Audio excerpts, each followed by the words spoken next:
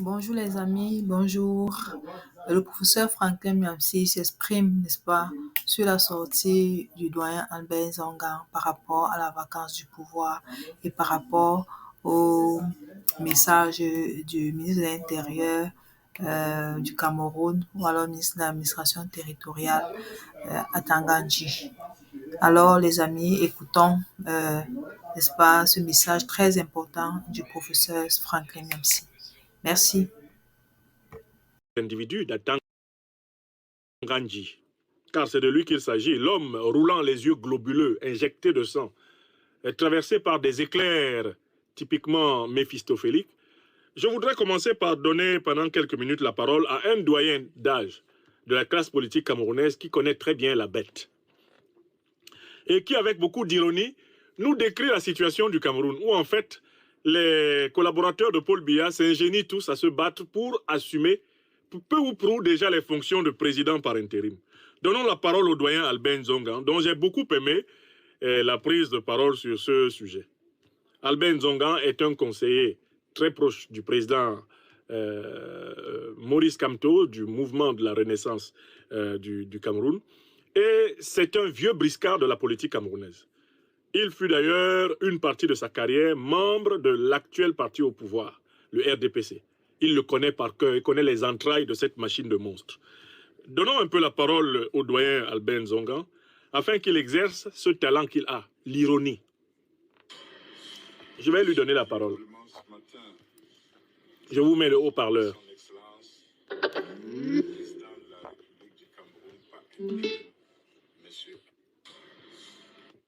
Je viens seulement ce matin dire bonjour à son Excellence. Alors, très bien. Je viens seulement ce matin dire bonjour à son Excellence, le président de la République du Cameroun par intérim, M. Atangadji. Ouais. À travers le communiqué que vous avez rendu public, beaucoup qui ne comprennent pas le rouage de l'administration n'ont pas décelé que vous veniez de déclarer la vacance et de prendre le pouvoir conformément aux institutions. Notre constitution prévoit que la constatation de la vacance de pouvoir se fait par le président de la Cour suprême, qui est absent. Et qu'en cas de cette vacance, c'est le président du Sénat qui assure l'intérim de la présidence de la République pour un temps, le temps de préparer les élections. Il est absent. Il se trouve qu'administrativement, les gouverneurs, les préfets et les sous-préfets sont les représentants locaux du président de la République. Ils sont placés sous la tutelle du ministre de l'administration territoriale que vous êtes. Donc, vous êtes officiellement le représentant du président de la République. Vous avez dit de ne pas commenter son statut, c'est-à-dire que ce statut n'existe pas.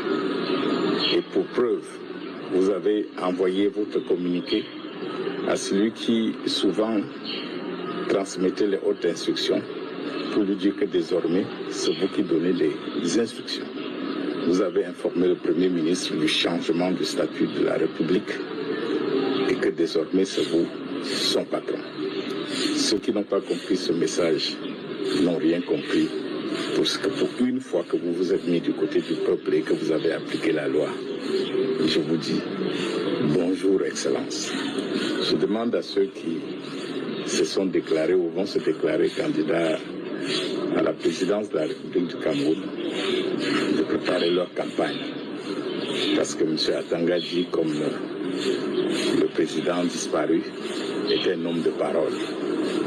Celui qui a disparu, vous avez donné la date des élections 2024 et il a tenu parole. Et celui qui vient de prendre les rênes du pouvoir va tenir parole. Alors, ne pleurnichez plus. Remercions M. Atangadji d'avoir clos le débat en nous informant que le statut n'existe pas.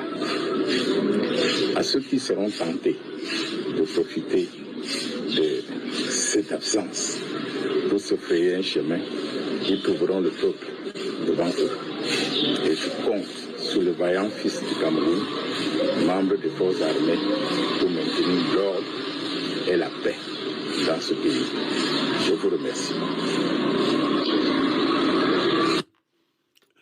Voilà, cette déclaration du doyen Albin Nzonga est pleine d'enseignements. Premièrement, il constate la vacance du pouvoir du président de la République qui a disparu de ses fonctions depuis très longtemps en fait, et de manière très évidente encore depuis au moins un mois. Ensuite, il constate que ceux qui sont chargés d'exercer l'intérim du président de la République selon la Constitution, à savoir sur prise de contact auprès de la Cour suprême, le président du Sénat, eh bien, le président du Sénat, tout comme le président de la Cour suprême, sont aux abonnés absents, pour les mêmes raisons d'ailleurs de type médical que le président de la République supposé. Il constate donc que le mécanisme constitutionnel qui prévoit que si le président est absent, est dans l'incapacité d'exercer les fonctions exécutives, eh bien, la Cour suprême est directement saisie et la Cour suprême, à ce moment-là, permet au président du Sénat d'assurer l'intérim, constatant que ce mécanisme ne peut pas être pratiqué. Pourquoi? Parce que le président de la Cour suprême est porté disparu. Et parce que le président du Sénat, Marcel Nyat Ndifendi, comme Clément Atangana, est également porté disparu. Le doyen Albin Nzonga constate qu'un homme s'est levé, il est ministre de l'administration territoriale du gouvernement camerounais, et il a décidé de s'exprimer au nom du pouvoir exécutif. L'administration territoriale commande la préfectorale, et la préfectorale, c'est le commandement direct de l'État dans toute l'étendue du territoire. Si Atanganji se fend désormais de prendre des décrets et de menacer tout le monde de coups et blessures, c'est parce qu'il estime avoir la confiance des forces armées du Cameroun pour lui obéir. Et on se demande à ce moment-là, bien sûr, où est passé entre-temps le soi-disant Premier ministre de la République du Cameroun, qui est supposé, ne serait-ce que formellement, nominalement, être le chef d'Atanganji. Bref, le doyen Albin Nzonga constate qu'Atanganji a pris le pouvoir. Qu'Atanganji s'autoproclame et se comporte comme le nouveau président par intérim du Cameroun.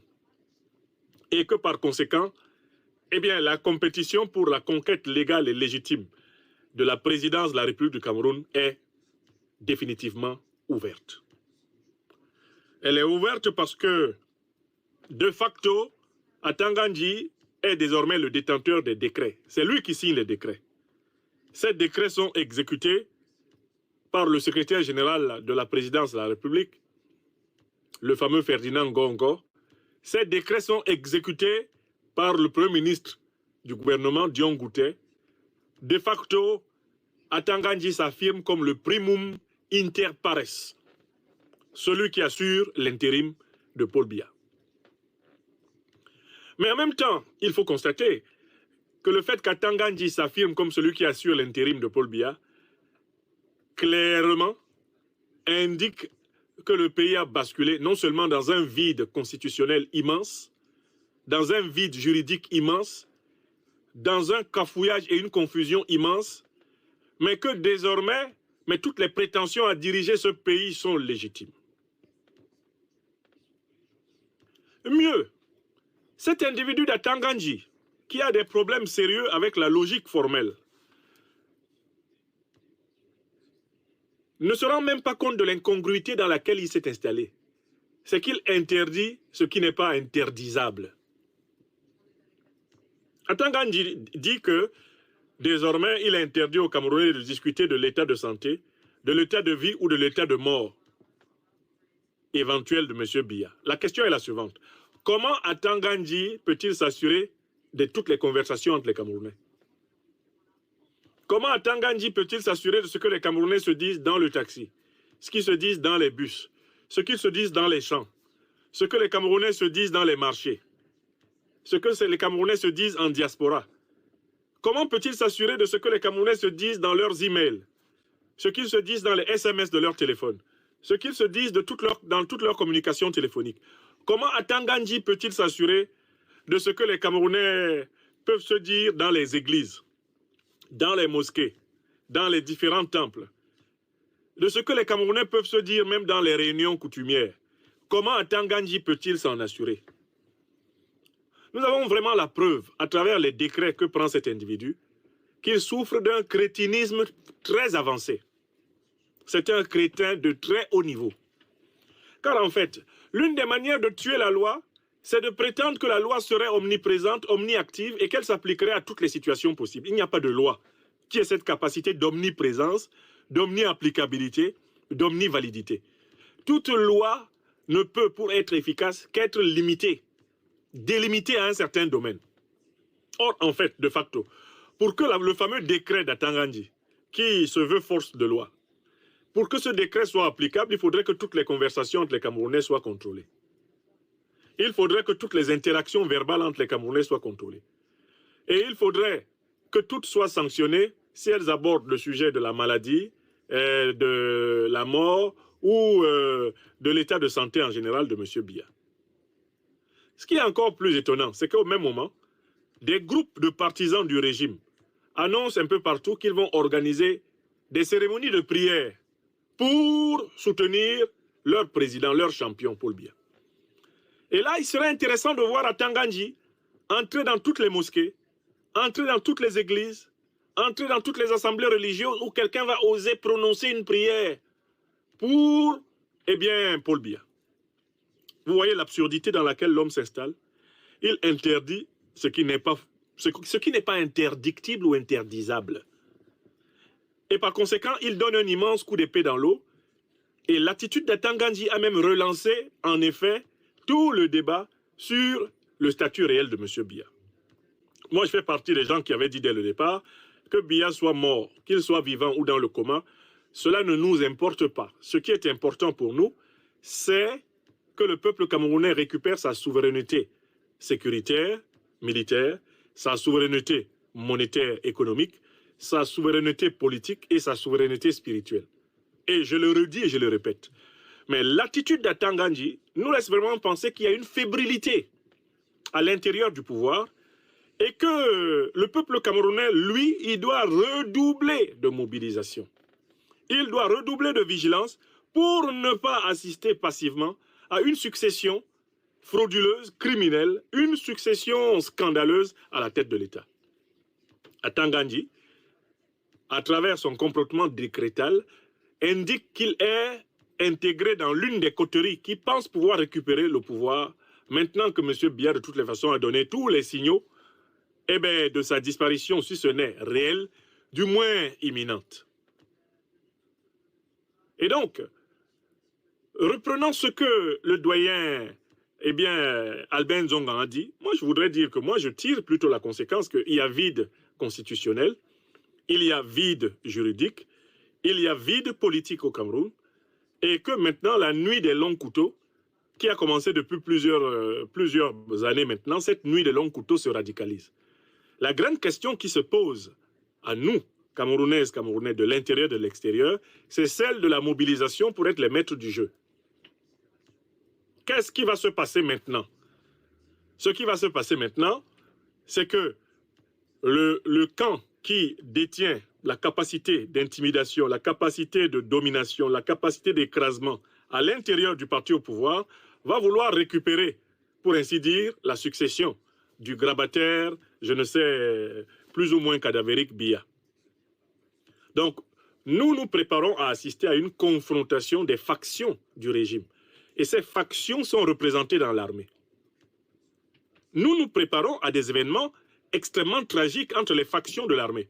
Car à l'intérieur de cette armée, il y a des factions fidèles à des clans différents du régime. La seule façon d'éviter cette descente aux enfers d'une guerre civile au Cameroun, c'est pour le peuple camerounais, de prendre la responsabilité de sortir massivement dans toutes les rues du pays pour exiger la mise en place d'un processus de transition vers de véritables élections. Un processus de transition vers des consultations inclusives. Un processus de transition vers une constitution de la résurrection du peuple camerounais qui s'inspirera des leçons et des expériences vécues dans les années précédentes. C'est autour de cela que le peuple camerounais doit se lever pour exiger une transition vers des élections véritables, pas les élections de l'ECAM, pour exiger une transition vers un référendum pour une nouvelle constitution. Pour ma part, j'ai déjà proposé plusieurs fois que cette constitution soit celle d'une nouvelle République fédérale du Cameroun, non pas fédérale sur la base complètement surannée anglophone ou francophone, non, une République fédérale à 7 ou 9 États qui va contrecarrer l'équation de la division tribale du pays pour préparer un modèle qui sera admiré et admirable pour toute l'Afrique, celui d'une République panafricaine intégrée du Cameroun. Une République fédérale panafricaine intégrée. Donc, il faut que les Camerounaises et les Camerounais comprennent qu'une course contre la montre a commencé entre le peuple camerounais et les factions du régime Biya. Si le peuple camerounais ne se mobilise pas pour exiger l'ouverture d'une transition vers de véritables élections, une transition permettant de préparer une constitution authentiquement inclusive pour le pays. Si le peuple camerounais ne se lève pas pour cela, il aura accepté de passer d'une dictature à une autre. Nous sommes en train de nous préparer à glisser d'une dictature civilo-militaire, probablement à une dictature militaire pure et dure. Si collectivement, on ne se lève pas pour exiger d'ores et déjà qu'une transition politique inclusive, que des assises nationales inclusives, qu'un projet constitutionnel inclusif et exemplaire, intégrateur, transcendant l'équation tribale, ethniciste, que tout cela soit mis en place avant les élections. Si on ne se lève pas pour le demander, on se réveillera au cœur d'une dictature plus dure que celle de Biya envers le peuple camerounais. Moi, c'est ce que je voulais dire. Il y a vide juridique, il y a vide constitutionnel. Le peuple doit comprendre que sa responsabilité est de se mobiliser. Et toutes les forces saines de l'opposition camerounaise doivent appeler à cette mobilisation. On n'a pas d'autre issue pour sauver le pays. Si la population ne se mobilise pas à Garoua, à Maroua, à Ngaoundéré, à Bamenda, à Yaoundé, à Douala, à Bafoussam, à Bertoua, à Ebolova, et dans toutes les villes secondaires du Cameroun, et dans toutes les campagnes pour dire « Maintenant, nous voulons des assises nationales. Nous voulons un véritable dialogue national constructif, inclusif, pour refonder le pays sur des bases saines et mettre fin à son arriération et à sa décrépitude. Si on ne le fait pas, nous allons entrer dans une dictature sanglante qui va conduire le pays dans une guerre civile terrible. Parce que des clans vont se lever et chacun va se mettre à revendiquer son morceau du Cameroun.